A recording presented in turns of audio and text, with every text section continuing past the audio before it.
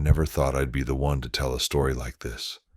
Even now, more than a year later, I struggle to find the right words. My family is as ordinary as it gets. My wife, our little daughter, and I, we live in a quiet suburban neighborhood. Nothing fancy, nothing unusual, just a row house, clean and cozy. The kind of place where you're supposed to feel safe. Supposed to. It all started when our daughter, she was 4 at the time, told me about the man.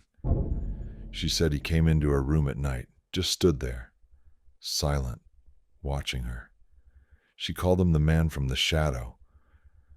I still remember having her on my lap the first time she told me. It sounded like a bad dream. That's what I assumed it was, and that's how I treated it.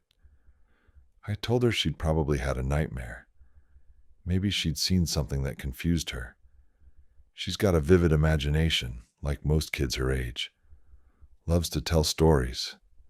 I didn't want to scare her, so I promised I'd check on her at night, and I did. More than once. But I never saw anything. No sounds, no movement. Still, in the weeks that followed, she kept telling the same story, over and over. It wasn't threatening, she said. He never touched her, never spoke, but he was there, always at night, always when everyone was asleep. Sometimes he stood in the corner, sometimes right next to her bed. I started to feel uneasy, though I couldn't say why. Maybe it was instinct, that strange kind of gut feeling you can't explain but can't ignore either. I checked the windows and doors every night, looked under the bed, walked through every room before going to sleep. Everything was always exactly as it should be. And then the little things began. A picture frame had fallen over in the hallway. A glass I was sure I'd put away was back on the kitchen counter the next morning. I told myself I'd just forgotten, that I'd been careless. You second guess yourself before you start to suspect something else. But it kept happening. A toy in the living room. Our daughter swore she hadn't left it there. The TV remote on the couch, though we'd put it back on the shelf the night before. I started to feel more and more uncomfortable, especially at night. No clear suspicion, just that gnawing sense that something was wrong. Then, one morning I opened the fridge, and a half-eaten jar of pickles was missing. I asked my wife. She didn't know anything about it. Our daughter couldn't have taken it either. She would have needed help opening the jar. The next day, the juice was gone. Then a bowl of leftovers I know I saw before going to bed. That's when my wife and I finally sat down and talked about the stories our daughter told, the moved objects, the missing food, and that constant creeping feeling that neither of us could shake. We bought motion sensors, a few small cameras we could hide around the house, one in the living room, one in the kitchen, one in the hallway, one in our daughter's room, just in case. We still didn't really believe someone was actually in our house, but something had to be causing all this. Nothing happened the first night, but on the second, the living room camera was triggered. It was sometime in the middle of the night. We didn't see the footage until morning. I will never forget what we saw. A man, thin, dirty, pale. He stepped out from the dark space between the kitchen and the storage closet, where there should have been nothing but a cupboard filled with cleaning supplies and canned food. He moved slowly, calmly, opened the fridge, drank straight from the juice carton, ate something we'd left there the night before.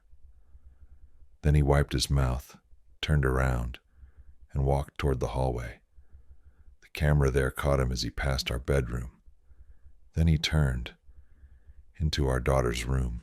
He stayed there for almost 8 minutes, just stood beside her bed, staring at her, motionless. I watched the video 5 times in a row because I couldn't believe it. I wanted to scream, throw up, cry all at once. That man had been in our house, not just once, but apparently many times. He had been so close to our child that it still makes me sick to talk about it. We called the police immediately. Officers came the same day. They took the footage, inspected every door and window, every possible entry point, and found nothing. No signs of a break-in, no open windows, no tracks, nothing. But then they noticed a box, down in the basement, tucked into the farthest, darkest corner. It didn't belong to us. We'd never seen it before.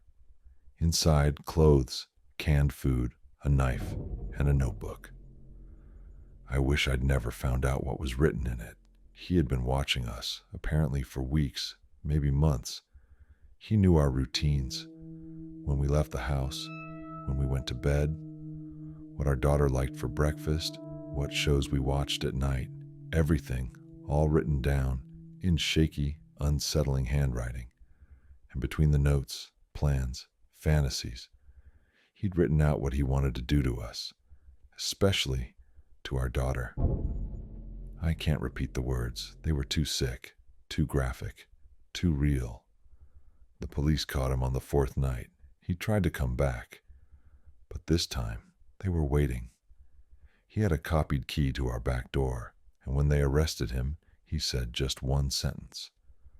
I just needed a little more time. We moved out that same week. I never set foot in that house again. Not to pack, not to say goodbye, nothing. We sold everything, even our daughter's toys.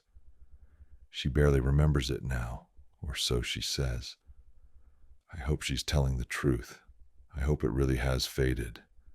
But I still dream about it sometimes. About that man. About the shadow that slipped through our living room. And the moment I realized our home had never truly been safe,